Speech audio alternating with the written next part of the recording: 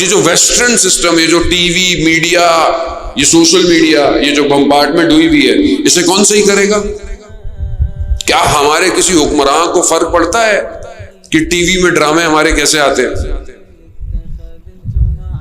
جو حرام کو حلال کر رہے ہیں، محرم نامحرم کو، گناہوں کو عام کر رہے ہیں ڈراموں میں، اور ہم لوگ بیٹھے ہوئے دیکھ رہے ہوتے سارے۔ کوئی ہے اتنا غیرت مند اپنی گھر والوں کے ساتھ بیٹھ کر ان ڈراموں کو دیکھے جس میں بے حیائی دکھائی جا رہی ہو؟ اسلام کے قانونوں کی خلاف ورزی ہے۔ یہ توہین نظر نہیں آتی یہاں کے مولویوں کو کہ اسلام کے قوانین کی توہین ہو رہی ہے؟